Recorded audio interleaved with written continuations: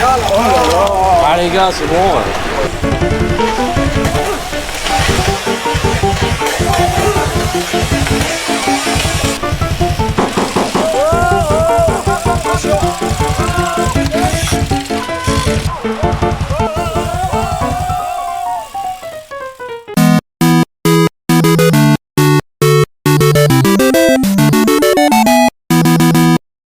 Petite transition, n'hésite pas à t'abonner, à activer la cloche pour pouvoir me suivre dans mes prochaines cyclos et dans mes prochaines aventures. Merci et bon visionnage.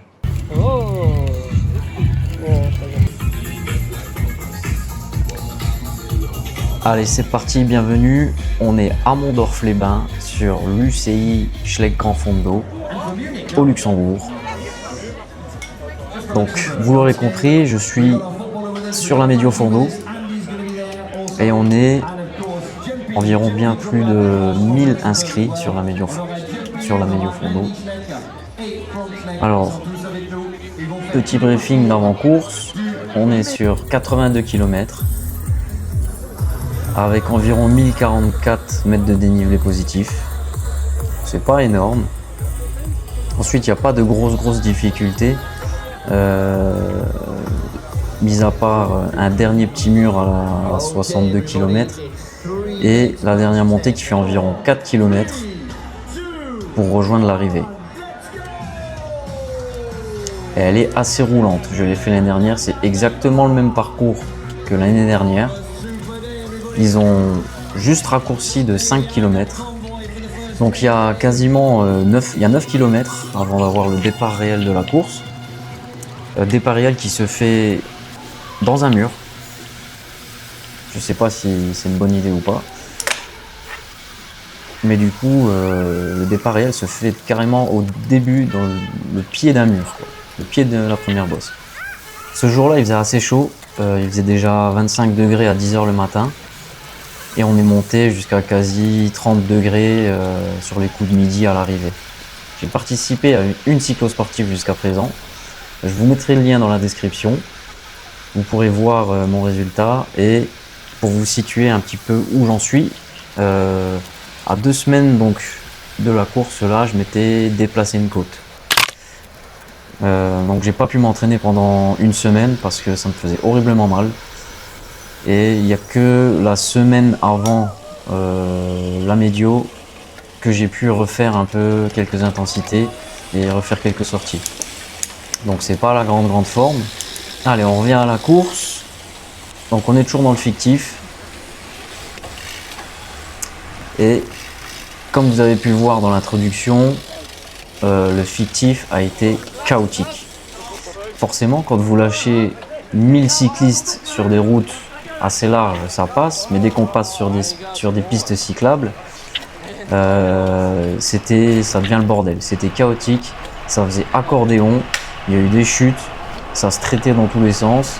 Les gens voulaient remonter à gauche, à droite pour se placer avant le départ réel. Et à 1000 cyclistes, en fait, c'est le chaos total. Je vous accélère certaines parties. Regardez là déjà le cycliste en rouge qui remonte. Je sais pas pourquoi, il veut monter sur le trottoir, il chute alors qu'il y a de la place. Il y a de la place, c'est assez large, mais dans tous les cas, ça fait entonnoir. Ça fait entonnoir dans une montée. Et ça fait sans cesse accordéon en fait. Il y a des gens qui remontent sur le trottoir. Voilà, ça a été comme ça pendant tout le fictif. Donc après ce virage, ça descend, pleine balle. Le peloton, il doit faire, je sais pas, il doit faire au moins 500 mètres. Si c'est pas plus, mais là j'ai levé la tête ici et le peloton était déjà à la prochaine bosse en fait. C'est incroyable. Donc on est au kilomètre 10. Le départ réel a été, ça y est, donné. On est dans une bosse, dans un mur à 10% environ de moyenne, qui faisait un peu moins ou de 2 km si je me souviens bien. Et je l'ai monté à environ 250 watts car j'ai voulu m'économiser. Je savais que j'avais déjà fait l'erreur de cramper sur la première cyclo assez tôt. Donc j'ai voulu la monter moins fort pour essayer de me préserver un peu. Donc à partir d'ici, il y a un petit replat. Il y a déjà des groupes qui se forment et il y a déjà des cassures. Moi, je décide de ne pas couper mon effort et de faire, d'avoir cette puissance moyenne, de la tenir jusqu'en haut vraiment de cette première difficulté. Jonction faite, il y a un dernier petit effort à faire avant la bascule. Et ensuite, c'est une descente sur les longs de la Moselle, avec un plat pendant plusieurs kilomètres sur le long de la Moselle. Rien de bien intéressant, sauf que j'ai fait pas mal d'erreurs. J'ai fait pas mal d'erreurs, même sur le plat. Et je me sentais pas dedans, j'étais pas concentré. J'ai manqué des roues, j'ai dû refaire des cassures. Et en fait, je fais trop d'efforts à ce moment-là aussi. Je fais des sprints que je devrais pas faire. Jusqu'à présent, j'avais beaucoup travaillé le premier seuil. J'ai voulu, c'était choisi de ma part, j'ai voulu travailler le premier seuil énormément. Et avant cette course, et même avant le 1er mai, avant la course Épinal, j'avais fait que 2 blocs de PMA.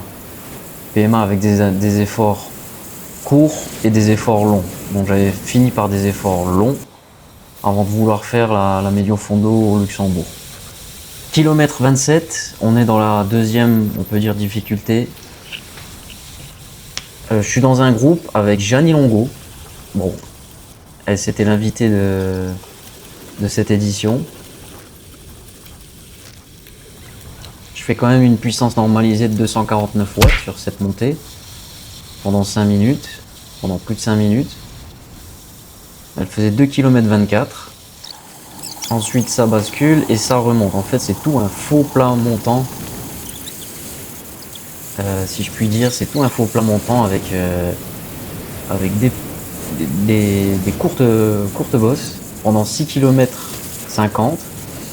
Et là pendant 15 minutes j'arrive quand même à sortir mon seuil, 222 watts normalisé. Et c'est après ce moment-là que j'ai un peu serré le moteur. Là les jambes, l'acidité dans les jambes commence à se faire sentir, les crampes aussi commencent à se faire sentir. Et on voit, je fais l'élastique dans le groupe, dans les descentes j'arrive à revenir, mais sur le plat, les relances, j'arrive plus trop à tenir le groupe. Et je suis obligé de lever le pied, de ralentir, donc j'ai dû faire ça pendant quasiment une vingtaine de kilomètres pour essayer de récupérer.